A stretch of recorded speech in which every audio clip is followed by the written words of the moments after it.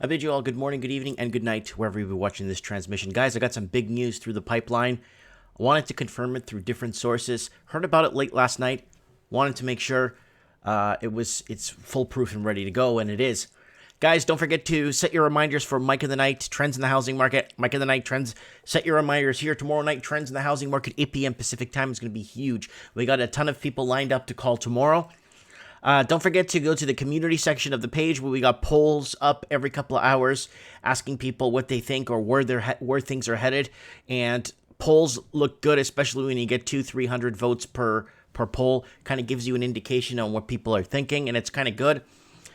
China says its economy shrank by 6.8% in the first quarter as the country battled COVID. This is huge. For the first time in 40 years? 50 years? It shrank. Its economy has shrank.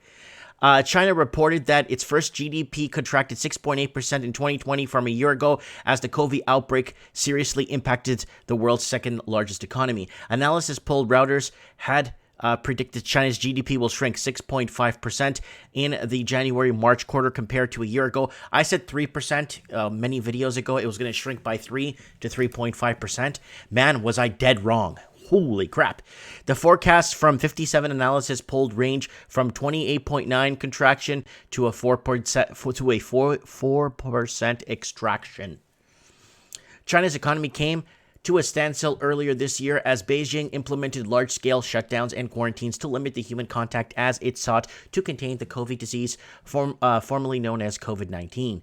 So there it is. Boom. 6.8% Q1 2020. There it is. It is the second week of April, so we're getting in numbers from all over. China reported Friday that its first quarter GDP contracted by 6.8% in 2020 from a year ago as the world's second largest economy took a huge hit from the COVID outbreak. Data from the National Bureau of Statistics of China showed. The contraction in the first quarter is the first decline since at least 1992 when officially quarterly GDP records started. According to Reuters, China government figures are frequently doubted by analysts. So this is it.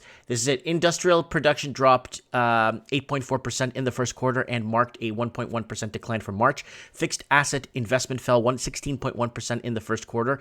Okay, industrial production, I remember predicting it on a previous video at 4.4 to 4.5%. I was dead wrong. Fixed asset investment, I thought it was going to fall. I thought the value was going to fall about 8%. Man, was I dead wrong.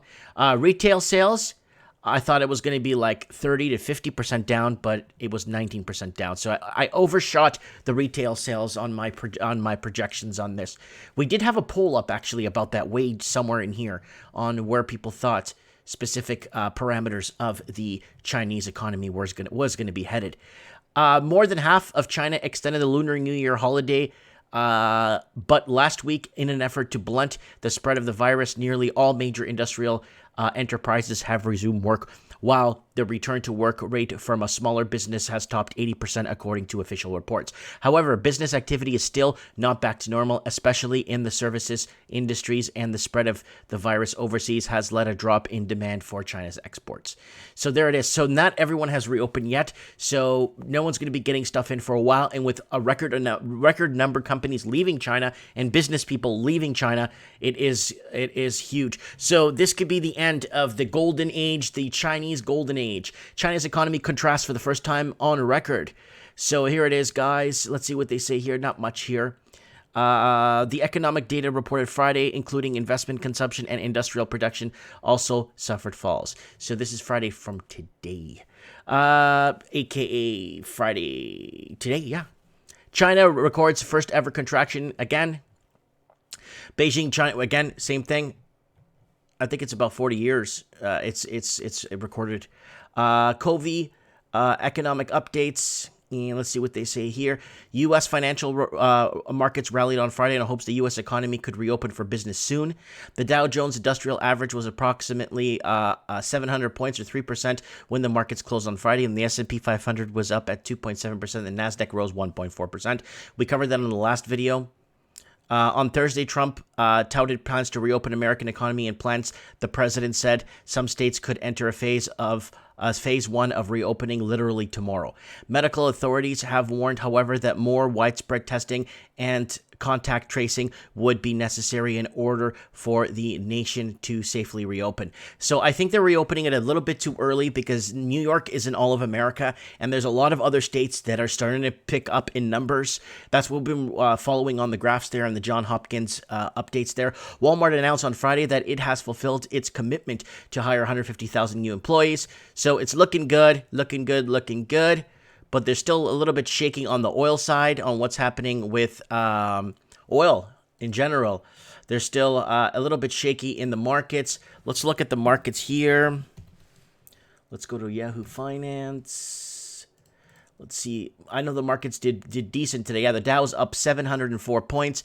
Canada, U.S. dollars, a little shaky around 71 cents. The S&P is up 75, sitting at 2,874. The TSX, Toronto Stock Exchange is up 460 points, sitting at 14,359. But oil and gold, both. Oil is down $1.62, down 8.15% in one day, and one sitting at 18.25. Where else? Gold is down 37.40 at 16.94. Was over the 1,700 mark for a couple of days there. And the Russell 2000 up 51. Is America ready to reopen? That is the question. That's the main question. When is it safe to go back into investing? When is it safe to start moving assets around? When is it safe? I think it's way too early to make that decision right now. We see the reflection from oil and gold, and we see it on obviously the 10-year bond's going to float upwards. It's up 7.39%, sitting at 0.65 from the 0.5% it was sitting at for a while. Anyways, guys, let me know what you guys think in the comments below. China see a contraction in its economy. Is this the beginning of the end of the golden Chinese era? Let me know. I look forward to reading your comments below.